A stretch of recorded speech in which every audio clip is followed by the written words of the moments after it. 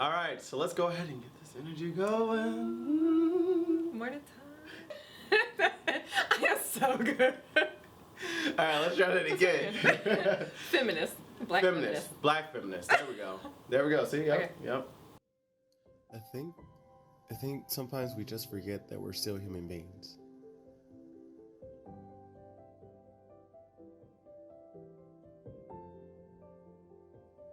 Yeah, I think it's important that everyone should know their status. Knowing your status is the first step to really kind of having that conversation.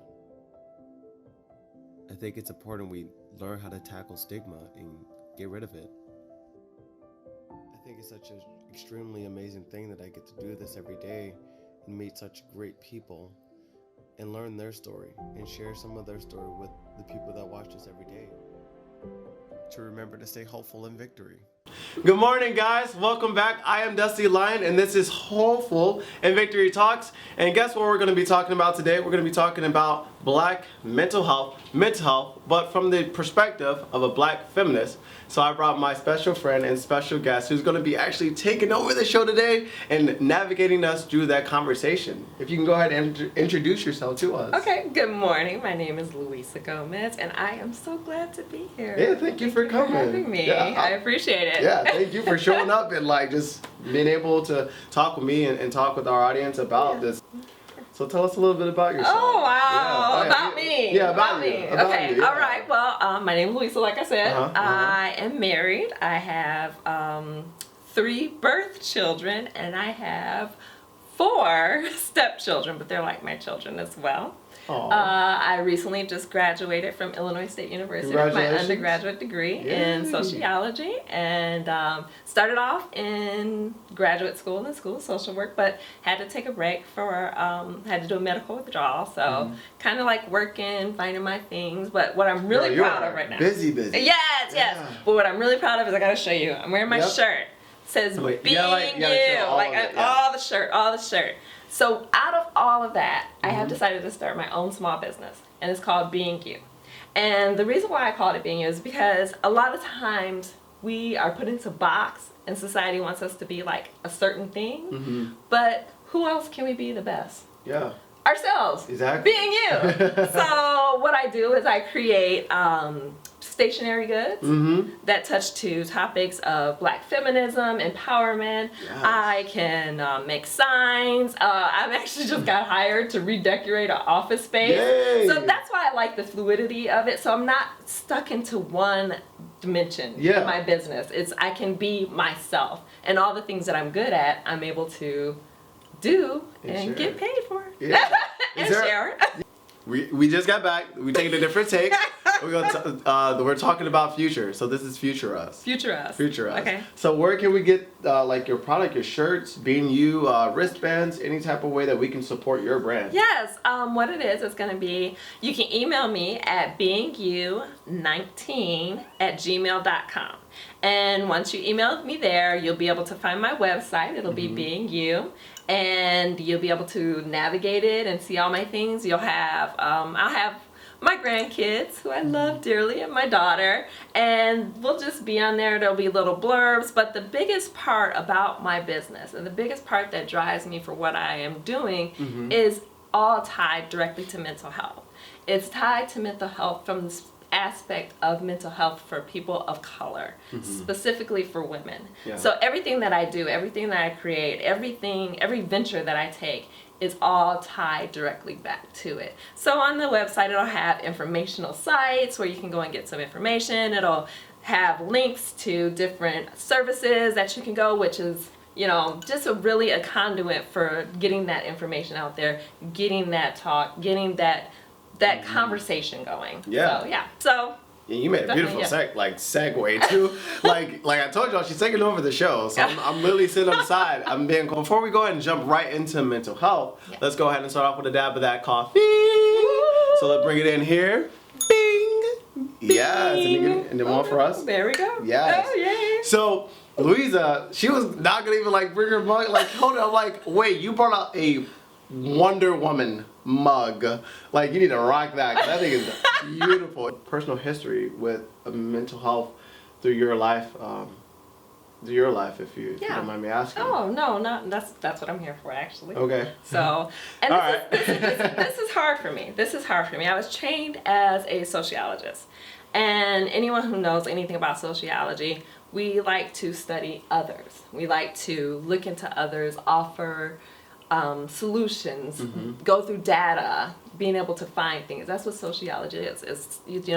It's about looking at others and being able to help them. And so being here today and talking, I'm actually talking about myself.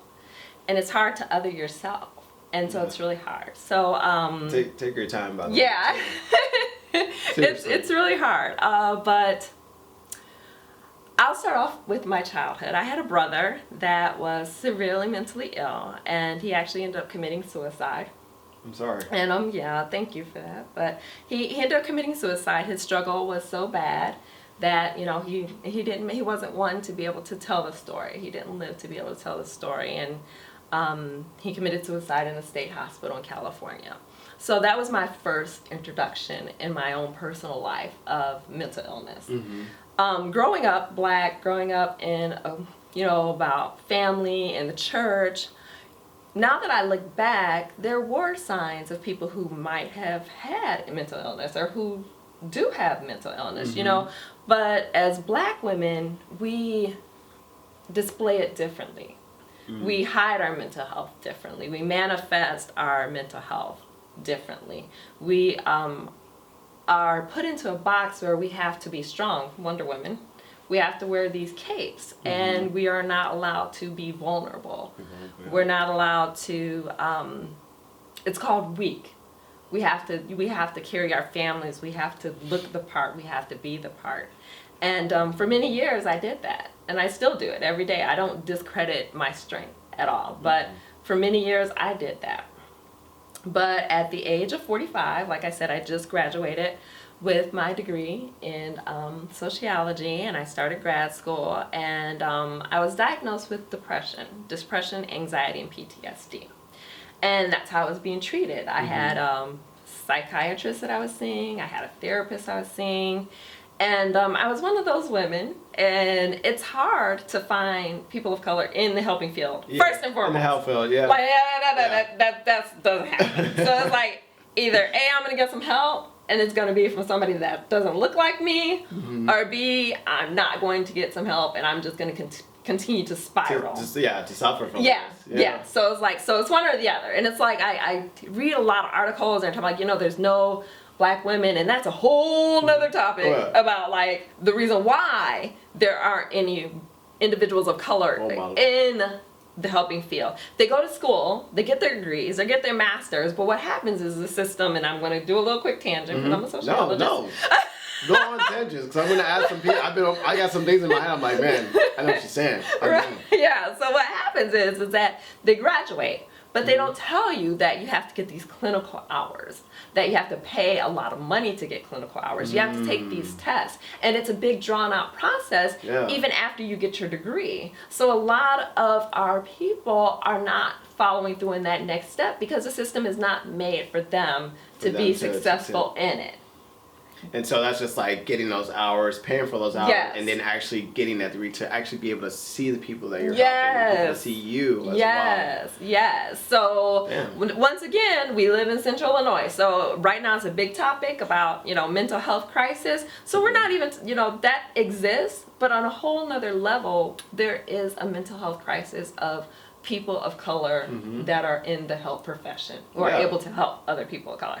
So that's just my little... No, you're fine. I was like, I've been looking for a doctor, and I'm trying to find a doctor who is queer, but who is also colored, like Black, Hispanic, and there's not a single one that I've found down here. It's so hard. I'm like, I don't want to drive to Chicago to just see a primary doctor, but I do want some sort of health where I have some relation where I can go in and just kind of talk and like tell my story and then be understandable, and they know the type of help that I need in a sense when they see it. So I it's think tough. that's important. It's very tough. It's tough. Those spaces aren't meant for us. We're navigating spaces that aren't meant for us. Like a lot of like you're stuck in the middle. You're stuck in the middle, and it's just it's unfortunate, and hopefully with the increase of, I notice a lot of Hollywood people are starting, like Taraji P. Henson, and a lot of people are really starting to pull that conversation to the forefront. But I'm like, we're here, we're living in this community. How do we address the needs in this community? Yeah. And that's what, really drives me a lot. So it's one of those never-ending things. So my hope is that I will get back to school, get licensed, be able to be on the other side, to be able to help students and help clients. Yeah. Before we even started this, she was like talking. I told her like something first about myself, and then like she told me like, "Yo, you're human. You'll make mistakes. It's okay that you made some reckless, maybe rash decisions, and that's okay." What I said is like, as long as you're not 6 feet under, you got a chance to do it over again. Yep. And I'm like, I need that branded somewhere. Can I just get that like in a green font, like right there, Dion? Like just put it right there. Just like that's her slogan, okay? But back to my own personal story. Yeah. So I was in the midst of grad school, and like I said, I was being treated for depression, anxiety, and PTSD. And I did not have a smooth transition from undergrad to grad school. I mean, I did amazing things when I was in the undergrad. I had a chance to go to Canada. I don't know if any of you guys know who Dr. Patricia Hill Collins is, but she's like the Black feminist, like expert. I had a chance to meet her in Montreal, Canada at the ASA conference. And so I presented, I was on a panel with Future from Black Lives Matter, who is the wife of Patrisse Cullors.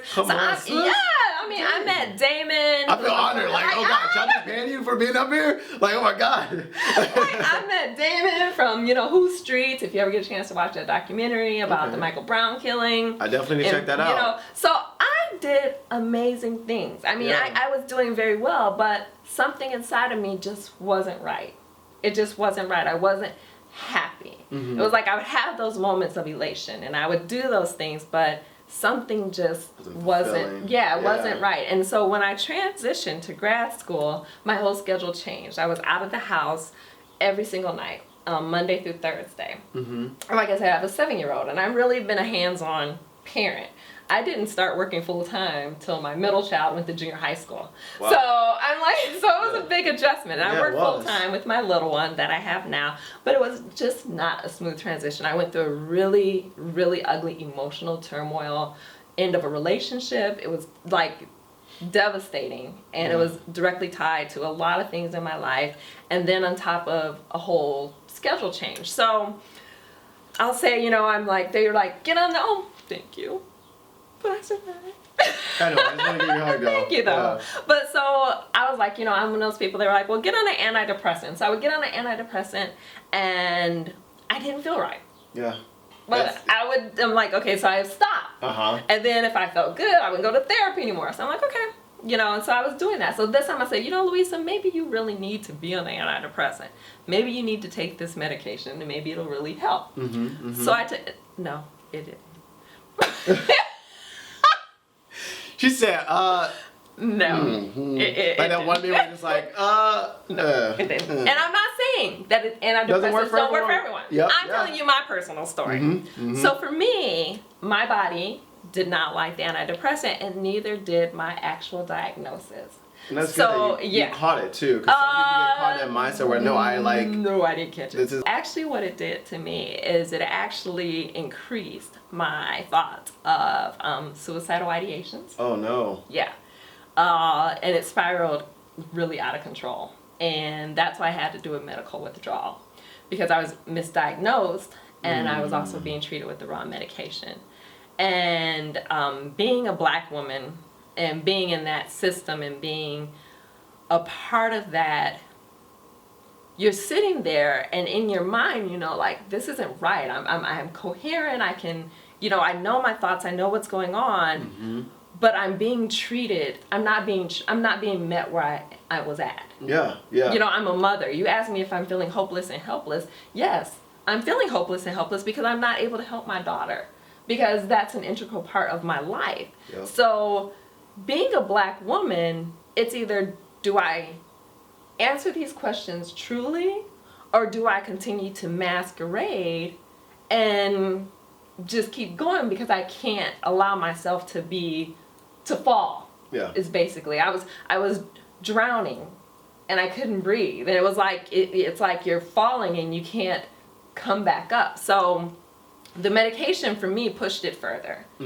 Like I said, because it was the wrong diagnosis and wrong medication. And that's another thing about mental health. A lot of people are scared to try medications because it is trial and error. Like, you don't know. So that first one's not going to work. Right. It's like, oh, you got to keep trying the next one. Or Right. The next one. And for me, I lost a lot of my cognitive abilities.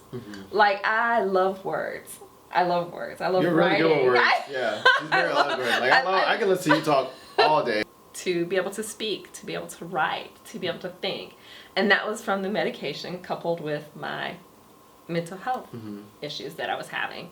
So I transitioned from school. Like I said, I did a medical withdrawal, and I was lucky. I don't have a primary care physician of color. I don't have a therapist of color, but I am lucky in the fact that I do have people who are willing to work with me and who see me for who I am and respect my cultural beliefs and respect how I navigate my life. And it's a give and a take.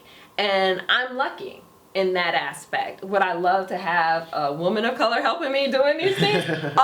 Yeah. And actually, by the way, there is one who is amazing in Peoria. Her name is Dr. Venus Evan Winters.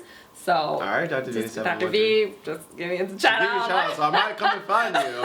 She's Just let amazing. you know. She's amazing. You know, as far as being a woman that's on her thing, you know, she's really helpful, and I'm blessed to have her in my life as a mentor and someone who believes in me. And like I said, in my transition with my mental health givers I'm just on the lucky end of it. You know, like I said, it's not someone black, but it's just because I opened my mouth and I allowed my cracks to be seen.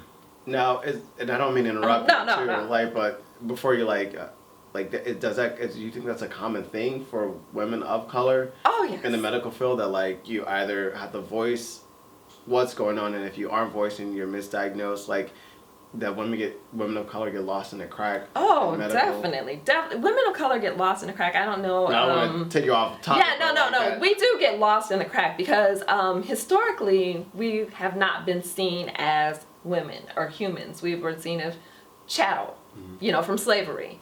And we're supposed to be able to take all this pain and be able to be pain resistant. So where a white woman could walk into the emergency room with pain, they'll give her Vicodin or whatever, you know, here's something going on. Yeah. You know, they're going to give us some Tylenol, and we might get lucky if we get some Tylenol with codeine. You know, they don't believe us. That's why black women statistically are still dying in childbirth, because the medical field has not caught up. You have to understand that medicine, therapy, all of those things are coming from a Eurocentric framework. And so when you take it from a Eurocentric framework, we're being presented with issues like that, like self-harm, you know, childbirth, all those things, they're coming from a Eurocentric. And so they're not going to an Afrocentric framework where we can understand culturally where we come from, understand culturally why these things are. We are women. And like I said, I'm not one to ever say, don't take your medicine, don't talk, because we have to open our mouths. Because if we don't open our mouth, even if that person is white, if it's whoever is sitting across from you, if you don't open your mouth, we're going to continue to suffer in silence. We will. And you don't have to. And you don't have to. You don't have to suffer in silence. And so, like I said, for me, I had a smooth transition, and I finally got the proper diagnosis. And I'm just gonna have to hold this here for a second. No, you're fine. I was getting kind of teary too, because I'm like, man, this thing she's saying like resonate. Because my mom is like, picture like my mom is not really straightforward sometimes with like how she feels, and I always want her to just kind of and she works in the medical field, but like how she feels, like in the sense of like she has to be strong all the time, and she can't be weak. Like with my diagnosis, like she felt like she couldn't be weak because she had to be like solid and strong for me. And like now that I'm doing this, I'm just like I want to hear her story, but like my mom is taking her time, because I talked to her about this, and she's like, I'm just not ready. Like now I have a time where I can just like really digest all of this, and it's a lot. But I'm glad that we're able to talk about that. I'm glad that this made us able to approach it, because I don't think it would have in the past. So this is really hard for me to say, because the stigma that's attached with mental health. And, you know, we can walk around, we can say, oh, I have depression, you know, and things of, you know, anxiety. And a lot of our the way we show our depression and anxiety, it manifests in different ways. And a lot of times people just think, oh, it's just laying in the bed. It actually could be overeating. It could be the way we're treating our bodies.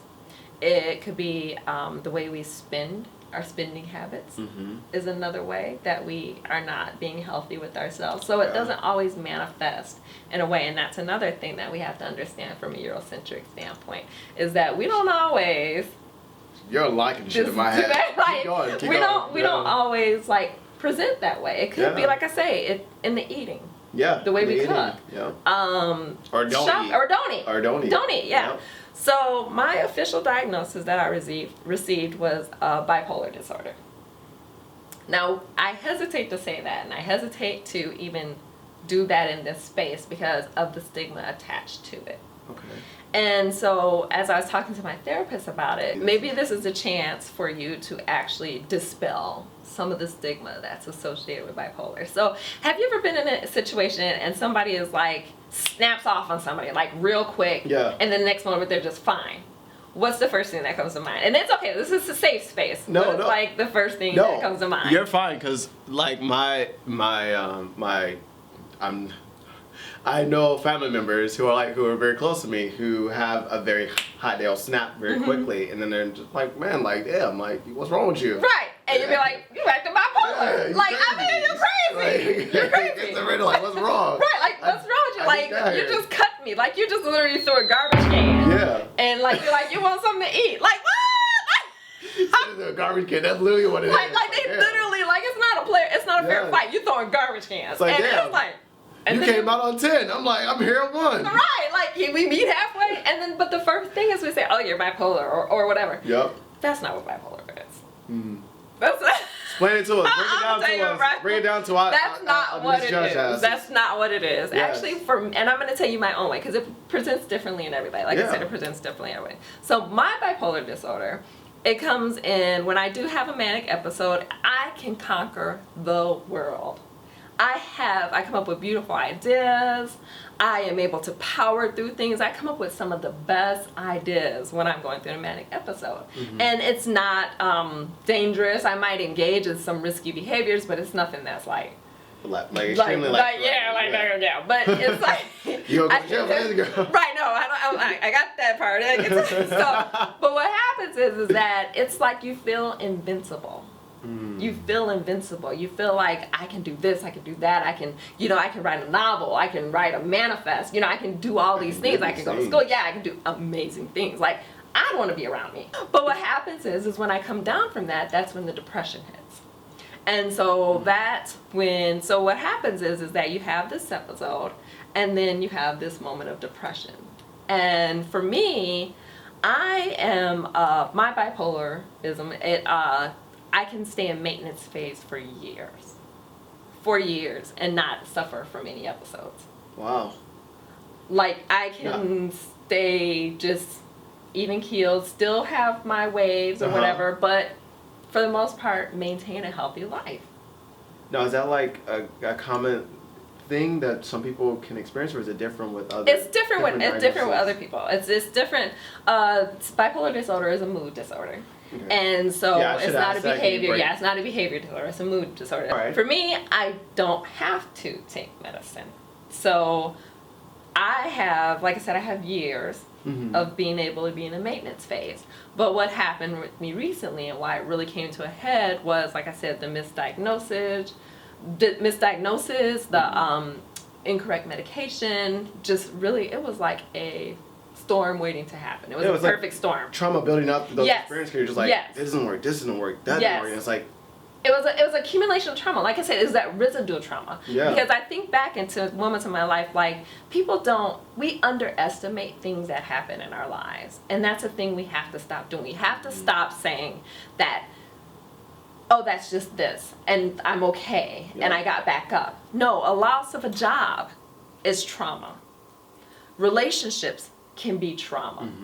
Sickness of loved ones is trauma. And so we carry all this trauma, and this trauma is just residual, and it keeps following us. Unless we talk to someone and we recognize it, we're just going to become more and more, and trauma becomes part of our DNA. And that's why I like Wonder Woman. She doesn't wear a cape, but I think about like Superwoman or Superman. We have to put on this cape every day as being black women, being black feminists, and we have to get out there and get that. And those capes get heavy. And we have to learn how to let those capes off and to lay those capes down, and having people who support us and understand and have those conversations. So for me, my bipolar is I go years in a maintenance phase. Like I'm in a maintenance phase right now. I'm doing fine. And even when I do have a moment, my depression doesn't go like to a point where I'm incapacitated. So that's why I say it looks different for everyone. It's different for everyone. Yeah. And so I'm not a hot and cold kind of like person, you know. It's like walk up to you and be like, oh man, she's gonna rip my head off. Right, that's so not me. Like if anything, for me, because it's a mood, I will sit on something longer than someone else would, if anything else. Like, that's how it works for me. Yeah. But going back to that black feminism is that me just standing here today talking to you, Dion, is some women are going to look at this like, man, you just got caught with your pants down, and you shouldn't have said anything. And some people will judge me differently. I don't know how far this is going to go. I don't know how many people it's going to reach. But then there's going to be someone, and I always say if there's someone that hears you and hears your story and says, you know what, this woman is out here and she's doing it and she's talking about it and she's learning about it. And you have to learn about yourself. You have to learn. You can't be afraid of it. Yeah. You can't be afraid of it, because if you're afraid of it, fear is crippling. It is. And we can't be afraid of it. And so I'm not afraid of my diagnosis, because my diagnosis is not me. I'm still the same person I was. I still had 3 children. I still have a husband. I still desire to go back to school. All the things that I am are all the things I will continue to be.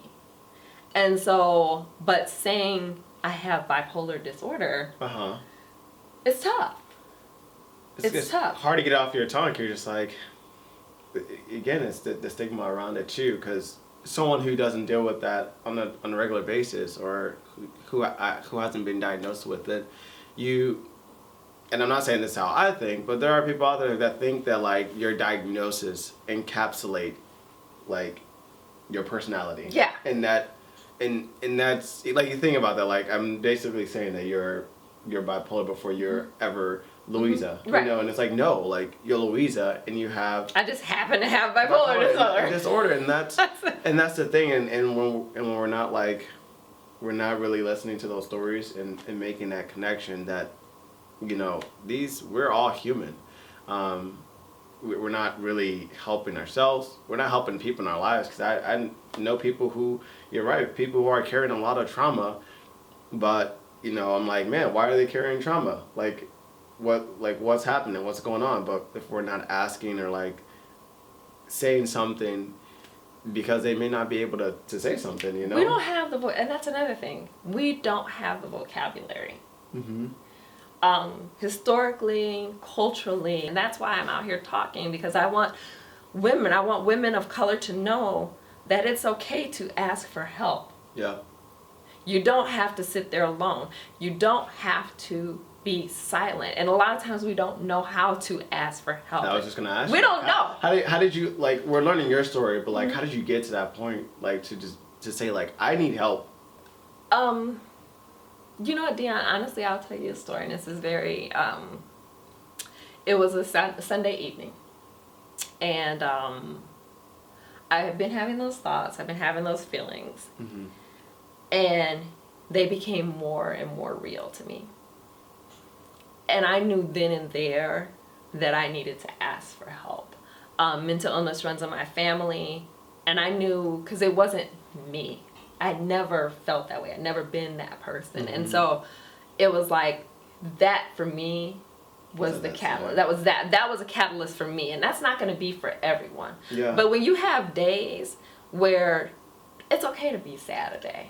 It's okay to feel like I just want to just stay in the bed. Those days are okay. Yeah. But when they're long going and there's long stretching, then we need to say, okay, you know what? Or when our kids come home and we're short with our kids. And we don't know why we're short with our kids. Mm-hmm. Those are all signs that we need to address. There might be stresses in our life. There might be a lot of things going on.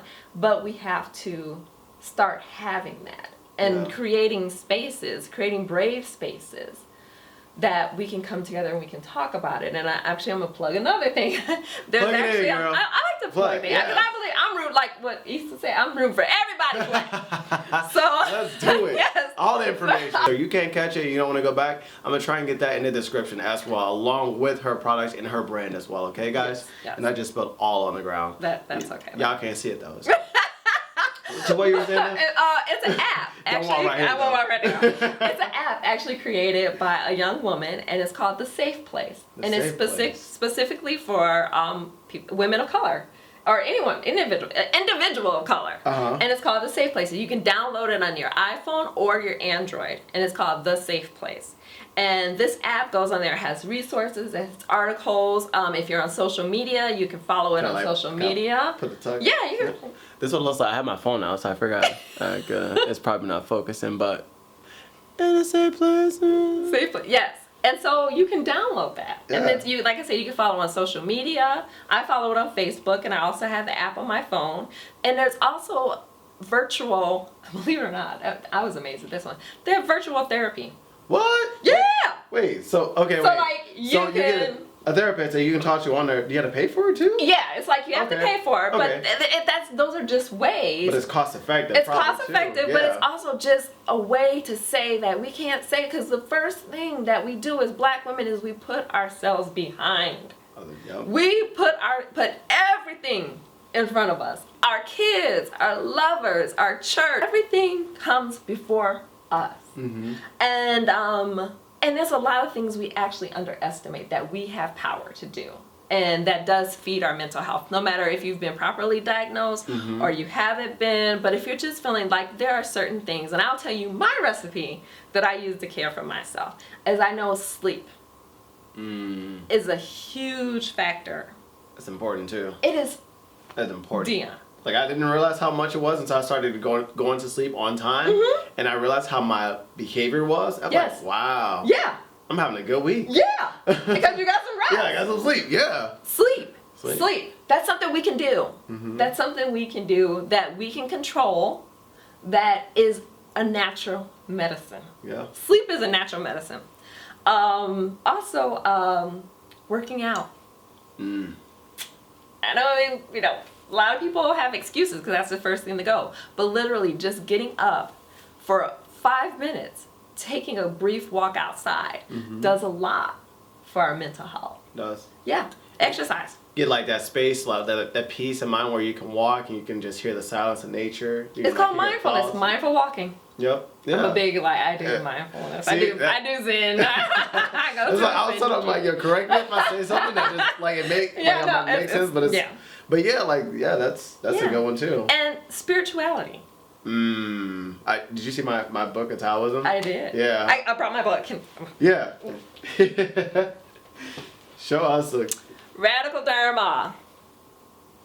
You see it? Yes. This is actually a book. It's called Talking Race, Love, and Liberation by Reverend Angel Kyoto Williams. So if you're interested in mindfulness and meditation, great book. So that's another thing we can do. So spirituality. Radical Dharma. Yeah, Radical Dharma. So, but it's that spirituality, being able to get in touch with our higher power and being able to have that relationship. And some people, it's, Christianity, could be Buddhism, could be pagan, Wiccan, whatever it is, just being in touch with your spirituality on some level is something that you can do. Yeah, and it creates a difference too. It really does. It creates a difference. And then so also finding powerful words and powerful women that, are out there. We have well, thank you. Like, I just had to do that because like this is a strong woman right Finding women. I am a huge fan of Audre Lorde. Ooh. Goodies. Audre Lorde. Wonderful. She was a black lesbian feminist. Ooh. And she talks a lot about self-care Okay. She says, I believe, and I might be quoting this wrong, is self-care is an act of political warfare for black women. Because black women, we're not supposed to care for ourselves. Hey, we now. care for everyone else. That's actually some powerful work. Yeah. Can you say that again one more time? Oh. So they can hear it too? Self-care is an act of political warfare. And I hope I get that right. But if not, we'll find it in here. But we have to think about that, and we have to start talking about it. Yeah. Mental health, and we have to get out in this field. We're getting these degrees, and we're going into debt. So we might as well go into debt helping other people. For a purpose. For a purpose. Like, if I'm gonna go this far, like, I might as well just go the whole way. Like, you halfway, don't turn around. Just walk the rest of the road. Right. But right. it takes people like you, and it takes people like me to be like, this is why we need those people. This is why we need you to continue to get that degree and to continue to like pursue it and get to that point where you are actually interacting with people like us, like Luisa, like myself, like many other people who are behind that screen who may need your help. So don't look at it like, oh damn, I'm going to debt for no reason. It's right. Because that's not made for us either, but we're going to talk about that. That's she's a whole spewing other knowledge. story. That's a whole other episode. We're going to talk about the systems of education. We'll come back to that another time. But mental health, like I said, it's near and dear to me. And being a black woman, being a black feminist, I walk a line that I have to stand in my truth. I have to stand in my power, and I have to stand in my strength. And if you find something that I say or me, if you find fault in who I am as a person, then you don't know me. Because if you knew me and you knew what I believed in and you knew just a tad of what I had gone through, that label, that bipolar label, it doesn't exist.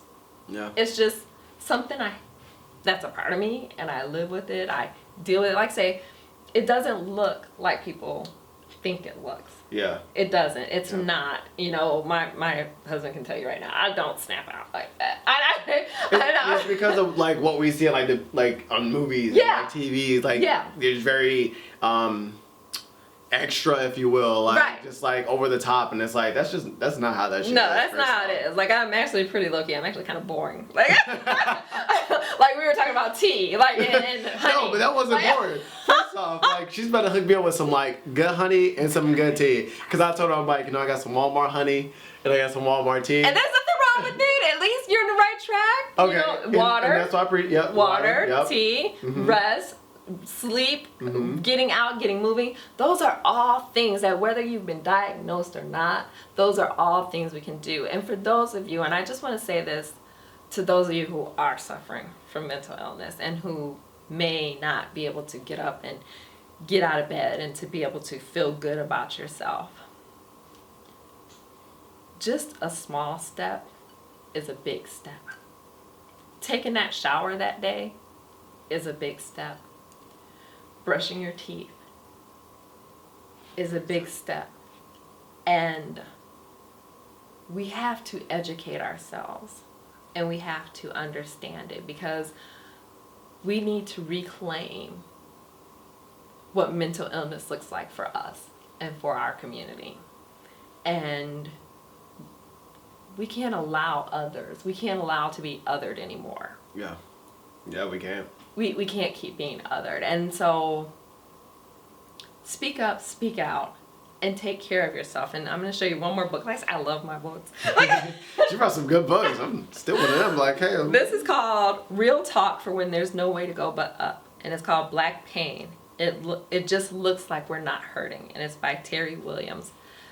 And so that's what, when I talk about black women, it just looks like we're not hurting. It looks like we're not hurting, but we're hurting. We're hurting, and we're hurting badly. And we're hurting. We're dying. We're dying, yeah. We're dying. Because we're not talking about it, because we're not even creating spaces where your hurt can exist. Yeah. And that's why it's so important. We're hurting and we're dying. And I don't want any more of my sisters to die in silence. Because it does affect us. No, you know? Dion, it's so real. When I tell you, and for your mother to say that out loud, we don't talk like that. I contemplated suicide. I have children. I have my best friend in the whole wide world who I have been on the phone with because she was having those same thoughts. And to know it's 40-something-year-old women out there, and we don't have that vocabulary, and we are dying, and we don't know how, and we don't understand why, because we weren't taught how to talk about it. We weren't taught that that's okay. Yeah. And we have to talk about it, because we are dying in our silence. I smile, I talk, but at the end of the day, it's near and dear to my heart, because not only am I saving my life, I'm saving my daughter's life who suffers from mental illness. I'm saving your mother's life. Yeah. And the many other other black women who are out there. We have to start holding each other up, and we have to start breathing for each other. One of my best friends who lived with me for 4 years, she just moved to Indiana, and I didn't have the words to say goodbye to her, so I wrote her a card. And in my card I said, "You held my hand."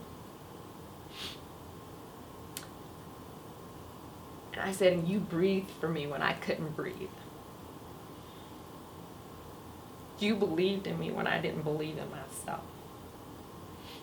And that's so real, Deanna. It's so real. And we have to understand that that is our mental health. Whether we're diagnosed or not, we have to allow people to hold our hands. And we have to be able to ask for help. We have to be able to say it. And I don't care if it's a white woman sitting across from you. And you might have to check her sometimes. But get yourself some help. Get some help, yeah. There is nothing wrong with therapy. I say therapy, prayer, Prozac, and church. Like, all in one sentence. All in one sentence. because they all go together. It's a wild drug. They all go together. Yes. You know, yesterday I was feeling like I needed vacation. I was like, I need beach, books, and booze. But that was yesterday. But we do. It's therapy, Yeah. spirituality, and medication. Medication. They all go together. And we need to stop. Writing it off. We need to stop writing it off and dismissing it. What's the radicalizing, or not radicalizing, but rationalizing? Yeah, we have to start. It We off, have too. to start. Yeah, it's not, "Oh, well, she just had a break." No, call it what it is. It is what it is. And some of us are lucky that we'll get diagnosed and we'll have proper diagnoses, but we have to understand that the lens framework that we're working from is, like I said, a Eurocentric framework.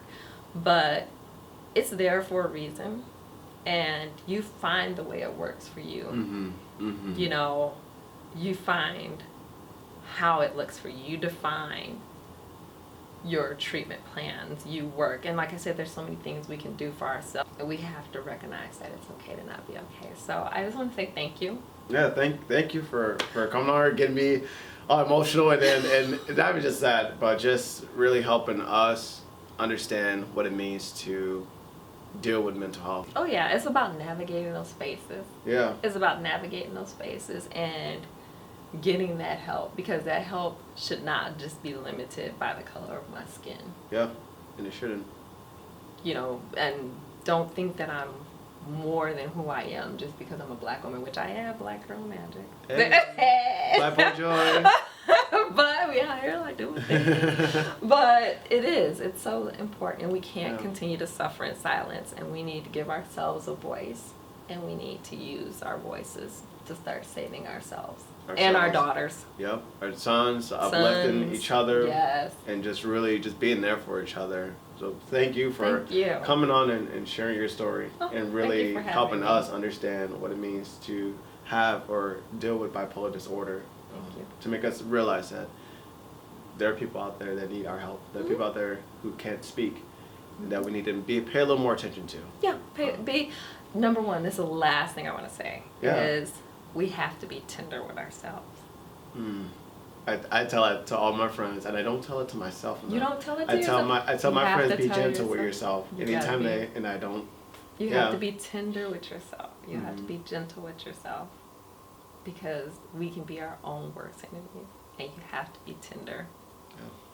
Yeah. If you like this episode and you really love the books that Luisa has shared and you really want to dive into this topic, you can also follow Luisa in her brand at beingyou.com, and I'll be there posting things all the time. It's not something that's just out in the blue. It's something that it's me. So you have a face behind it. It's me. It's my family, it's my support system. And even if I'm making a shirt or making a sign or making some cards, understand that it goes directly towards mental health. I'm actually doing a show, and one of the things that I'm going to do at the show is I'm going to be selling my wares, but I'm going to also have a tip jar. And in my tip jar, it's going to go 100% of the proceeds are going to go to integrity counseling. And another plug. Another plug.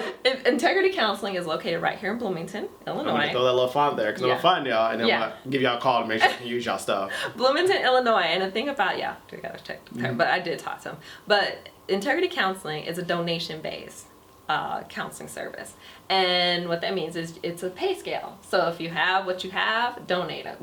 Donate if you have the little extra, but you may not just be able to afford to go get mental health. From help from someone else.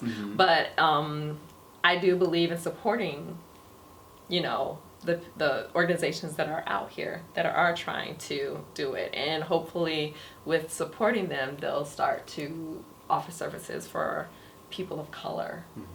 Because that's so, oh my gosh, I mean, we need to start talking about it. Not only, like you said, your mom was talking about it, and my friend and myself, we're in our 40s, but we're talking about trauma that young people are experiencing from their friends and their peers dying. We're talking about a lot of trauma that is going to become residual trauma. And so whatever I can do to give back to my community in any way, shape, or form, that's what Being You is about. I always want to just give it back.